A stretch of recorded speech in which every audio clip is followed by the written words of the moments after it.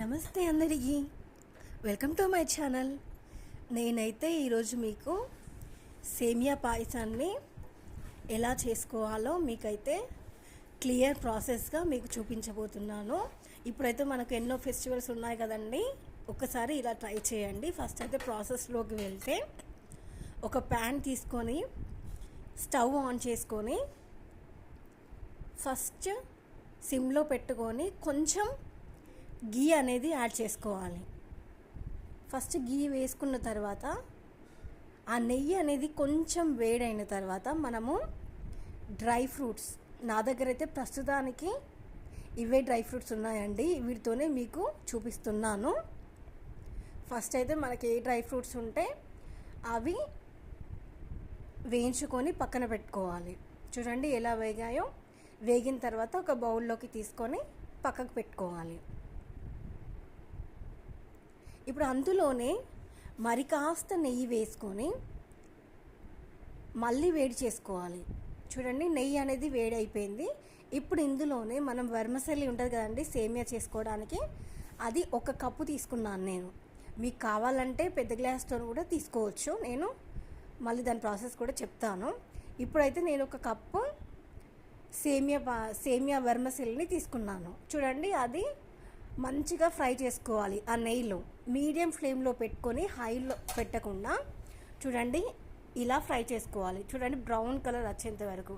తర్వాత ఇది ఒక బౌల్లోకి తీసుకొని పక్కకు పెట్టుకోవాలి. మళ్ళీ అందులోనే మనం 1 కప్పు వర్మసెల్లి తీసుకున్నాం కదండి, అదే కప్పుతోని 2 కప్స్ వాటర్ అనేది వేసుకోవాలి. తర్వాత 1 కప్పు చిక్కటి పాలు పోసుకోవాలి. చూడండి 1 కప్పు వర్మసెల్లికి 2 కప్స్ వాటర్, ఇంకొక కప్పు చిక్కటి పాలు, మొత్తం 3 కప్స్ అనేది వేసాము. చూడండి పాలు అనేది మరుగుతుంది. చూడండి ఎట్లా బాయిల్ అవుతుందో. ఇప్పుడు బాయిల్ అవుతున్నప్పుడు మనం వేయించుకున్న సేమియాని ఇప్పుడు ఇందులో వేయాలి. చూడండి అది వేసేటప్పుడు గడ్డలు కట్టకుండా ఇట్లా వేసుకుంటూ కలపాలి. అప్పుడైతే మనకు గడ్డలు కట్టకుండా మంచిగా అవుతుందండి. చూడండి ఇప్పుడు మీడియం ఫ్లేమ్లో పెట్టుకొని ఇలా ఉడికించుకోవాలి.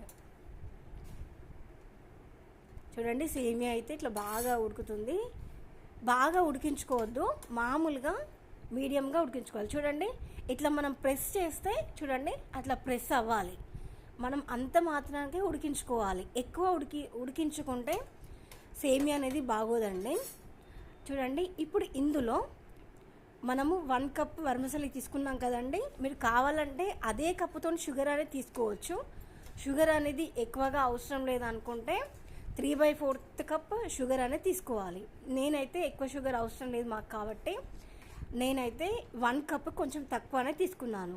చూడండి షుగర్ వేసిన తర్వాత అది మొత్తం కరిగిపోవాలి.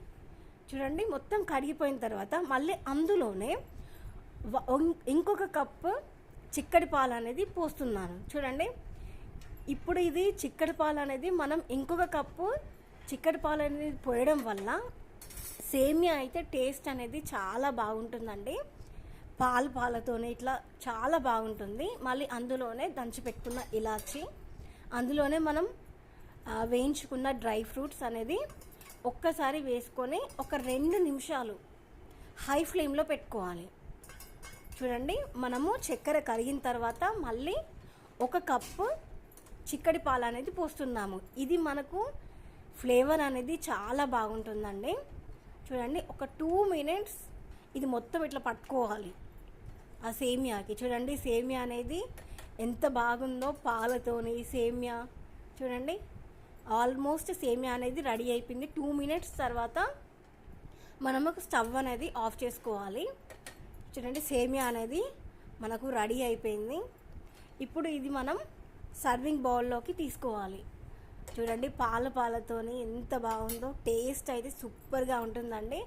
చూడండి చూస్తూనే నోరూరిపోతుంది కదండి. మీరు కూడా ఖచ్చితంగా ట్రై చేయండి. అందరైతే వావ్ అంటారు ఖచ్చితంగా. ఒక్కసారి ఈ ప్రాసెస్లో ట్రై చేయండి. చూడండి పాలతోనే చిక్కటి పాలు, టేస్ట్ అయితే చాలా బాగుంటుంది. పాలు అనేది విరిగిపోకుండా, చూడండి చాలామందికి పాలు అనేది విరిగిపోతూ ఉంటుంది సేమియా చేసేటప్పుడు, కానీ మనకైతే ఇలా విరిగిపోదు. నా ఛానల్ని సబ్స్క్రైబ్ చేయండి. Thank you.